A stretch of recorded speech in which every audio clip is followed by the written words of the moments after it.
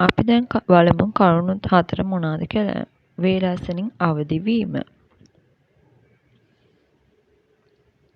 දවසේ පළමු ජයග්‍රහණය තමයි වේලාසනින් අවදි වීම.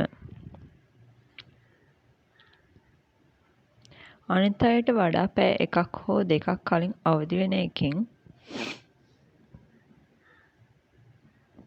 දවසේ වැඩ කටයුතු කලබලයක් නැතුව සැලසුම් කරන්න ඔබට වැඩි කාලයක් ලැබෙනවා. 2. ජංගම දුරකථනයෙන් ඈත් වීම. ඈරුණු ගමන්ම ෆෝන් එක බලන එක නවත්තන්න.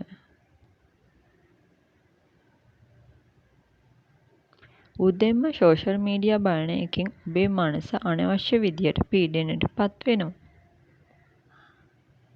ඒ වෙනුවට මුල් විනාඩි 30 ඔබේ මනස නිදහසේ තියන්න. 3. වතුර වීදුරුවක් පානය කිරීම සහ ශාරීරික සක්‍රියතාව. නිදාගෙන සිටි ශරීරය සහ මොළය අවදි කරන්න උදෑසනම වතුර වීදුරුවක් බොන්න. ඊට පස්සේ විනාඩි 10ක්වත් සැහැල්ලු ව්‍යායාමයක් හෝ භාවනාවක් යෙදලා ශරීරයට අලුත් ශක්තියක් ලබා දෙන්න. 4. දවසේ ප්‍රමුඛතා සැලසුම් කිරීම. අද දවසේ කරන්න තියෙන වැදගත්ම වැඩ 3 මොනවද කියලා උදේම තීරණය කරන්න.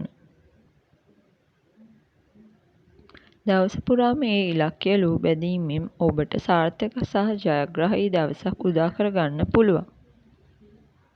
මේ පුරුදු 4 අද ඉඳන් ඔබේ ජීවිතේ එකතු කරගන්න. වීඩියෝ එක වටිනවා කියලා හිතුණා නම් ලයික් කරලා යාළුවන්ට බලන්න ෂෙයා කරන්න.